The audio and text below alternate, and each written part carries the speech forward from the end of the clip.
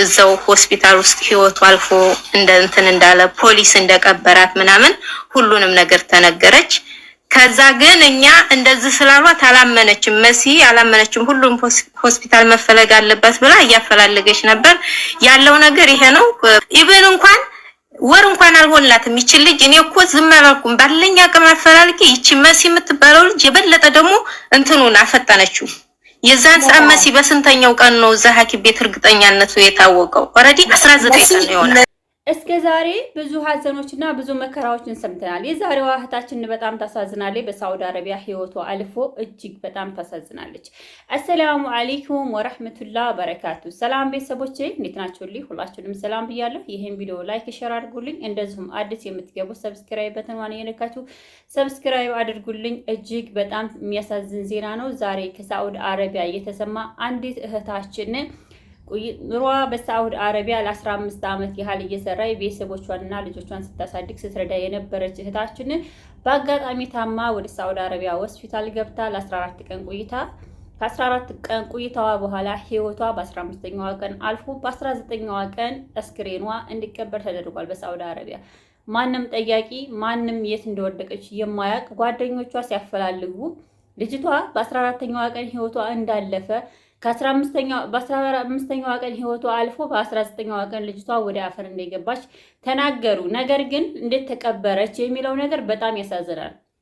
እንግዲህ በሳውዲ አረቢያ ህግ አንድ ሰው ከሞተ ምንም ጠያቂ ከሌለው እስከ 6 ወር ቆይቶ ከ6 ወር በኋላ ማንም ፈላጊ ከሌለው በሳውዲ አረቢያ ፖሊስ እንደዚሁም ደግሞ በሳውዲ አረቢያ ባለው ህግ ደረጃ ልጅቷ መቀበር ነበረባት። ነገር ግን ልጅቷ ምን እንደሆነች በምን ምክንያት እንደሞተች ሳይታወቅ አስክሬኗ እንዴት እንደተቀበረ አላቅም።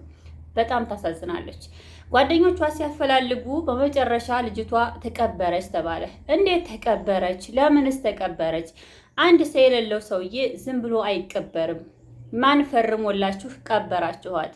በጣም ያሳዝናል። እንግዲህ የሚታወቀው ሰው በሞተበት ሰዓት ከሞተ መቀበር ነው ያለበት።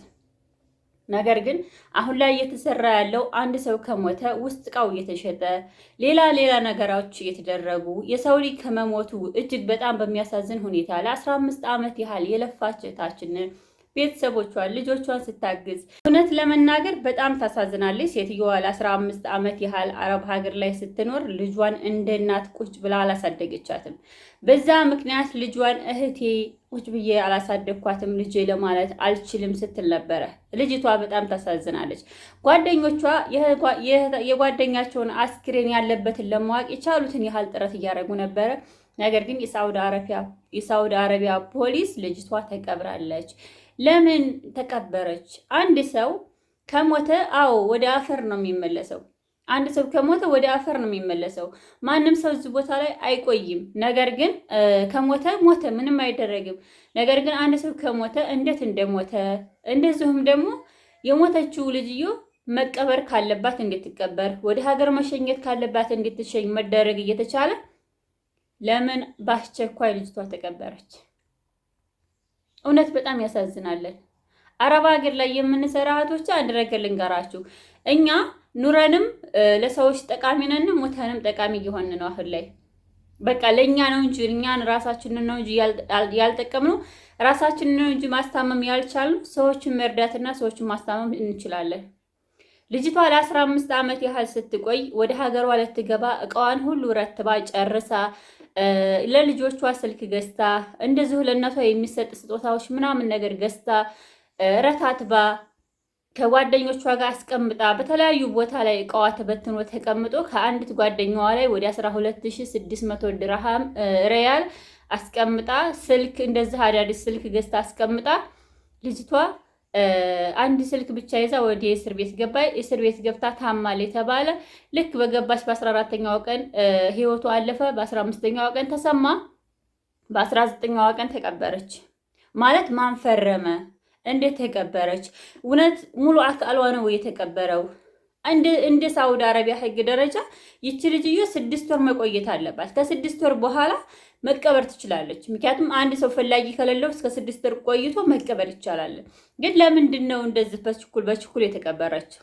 እኔ በጣም ነው የሚያሳዝነኝ። እህቶቻችን አረብ ሀገር ላይ ያልፍልናል እያልን ወተን ደክመን አንድ ቀን እርፈት ሳናገኝ፣ አንድ ቀን እፎይ ሳንል፣ አንድ ቀን የተመቻቸ ኑሮ ሳንኖር፣ አንድ ቀን ደህና ነን ብለን ቀጥ ሳንል በቃ በድንገት ሞተች፣ ተቀበረች።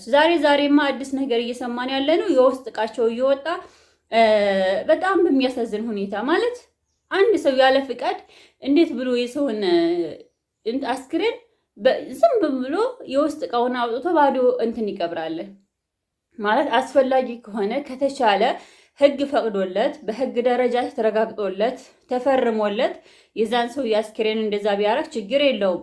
ግን እንደው ዝም ብሎ አንድ ሰው ከሞተ እንደው እድሜ ልካችንን አረብ ሀገር ላይ አገልግለን ለፍተን ደክመን እፎይ ሳንል ለ15 ዓመት ያህል እንግዲህ እህታችንን በጣም ደክማለኝ። ልጇን ቁጭ ብላ ካለማሳደጓ የበዛ ልጅ ማለት አልችልም፣ እህቴ ናት፣ እንደ ልጅ አላሳደኳትም፣ እንደ ልጅ አላቀፍኳትም። እንደውም ልጅቷ በቅርብ አግብታ እውነት በጣም ነው የሚያሳዝነው። ወላሂ በጣም ነው ልብ የሚነካው። ልጅቷ በቅርብ አግብታ 100 ሺህ ብር ላከች ለልጇ ማለት ነው። እና ጓደኛዋ ለምንድን ነው ብር ይሄን ሁሉ የምትልኪው ለእህትሽ አይደል እንዴ ስትላት፣ እኔ እኮ ልጄ ናት። ያን ለጓደኛዋ አልተናገረችም ልጇ መሆኗ ማለት ነው።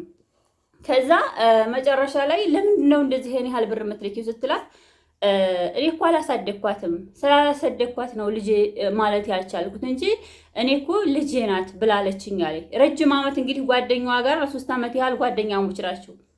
በጣም መልካም ልጅ ናት። በጣም መልካም ጓደኛ ናት። ልንገራችሁ፣ በጣም አንዳንድ ጊዜ ልንገራችሁ፣ ጓደኛ ናት ትመኑ እንባባላለን። ጓደኛ ደግሞ አላህ ለሰጠው ሰው ምርጥ ጓደኛ እህትም ናት፣ እናትም ጓደኛ፣ ሁሉ ነገር ትሆናለች። እና ለምንድን ነው እንደዚህ ብር የምትልኪው ስላት፣ በቅርብ ነው ልጇ መሆኗን ራሱ ነገረችኝ አለኝ። የአቢስራ ነው ማንም ትባላለች፣ ልጇ እንደሆነች ምናምን። አሁን የአማና ገንዘብን ይረከቡ ብላ በሶሻል ሚዲያ መታለች ልጅቷ ማለት ነው። ለታማኝነቷ በጣም ነው ደስ የሚለው። ግን ሰው ስለሌላት ጠያቂ ፈላጊ ስለሌላት ልጅቷ እንዴት በ14ኛዋ ቀን ሞታ በ15ኛዋ ቀን ተሰምቶ በ19ኛዋ ቀን እንዴት አስክሬኗ ሊቀበር ይችላል የሚለው ነገር ለሁሉም ጥያቄ ሆኗል። ይሄን ነገር ማን ነው የሚጠይቅላት? ማለት ማን ነው የዚችን እህታችንን እንደዚህ የሆነችበትን ምክንያት ማን ነው የሚጠይቅላት? ጠያቂዋ ማን ነው? እውነት አንዳንድ ጊዜ ልንገራችሁ በጣም የሚያሳዝን ነገር በቃ ሞተች፣ ታመመች። ደግሞ ታመመች ተብሎ አረብ ሀገር ላይ ከምትቀሪ ቀልጠሽ መሞት ትልቅ ነገር ነው። ምክንያቱም እኛ እኮ አንረባም፣ አናጋድም፣ በቃ የሆን ባዶ ቀፎ ሆነናለን። እና ብዙ እህቶች ታማ አሁን በጣም የሚያሳዝን ሁኔታ ላይ ናቸው ያሉት። ሀገር እንኳ ገብታችሁ ስታዋቸው በጣም ታለቅሳላችሁ።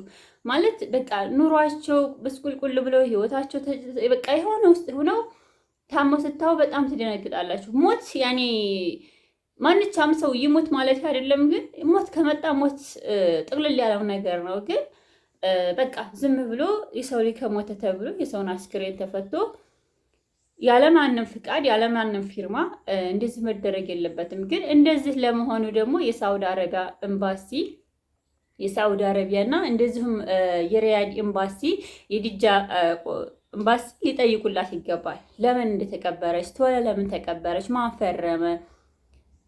ለምን አፈር የትኛውን ቦታ አፈር ነው? ወደ ኢትዮጵያ መጣች፣ ወደዛ መጣች፣ አፈር ነው። ግን ለምን በችኩል ተቀበረች?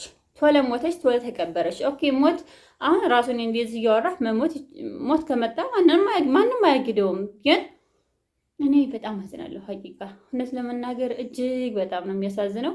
ማሮቼ ፍቅሮቼ አላህ ይጠብቃችሁ። ግን ልንገራችሁ የትም ቦታ ሁኑ በመጀመሪያ እራሳችሁ ጠብቁ። እውነት ለመናገር ልንገራችሁ እናንተ ከተጎዳችሁ በኋላ ሁሉም ነገር ገንዘብም ቀሪ ነው። እንግዲህ ልጅቷ እቃዋን ረትባ ወደ ሀገሯ ልትገባ ብዙ ነገር አድርጋ ብዙ መስዋዕት ከፍላ ለልጆቿ አዳዲስ ነገር ገዝታ ለእናቷ ስጦታ ገዝታ ስልክ አዳዲሶች ገዝታ ይኸው በቃ ቀረች እና በጣም የሚያሳዝነው ደግሞ 15 ዓመት ያህል ቤተሰቦቿ ጋር የቆየች ልጅ ናት። እውነት በጣም ነው እውነት እኔ እንጃ አላውቅም። የኛ አረብ ሀገር እህቶቼ ልፋታችን በቃ ዝም ብሎ በለል ነው። በጣም ነው የምታሳዝነው። እና አላህ እንዲህ አይነቱ ነገር ይጠብቃችሁ። ሰላም አለይኩም ወራህመቱላሂ ወበረካቱ።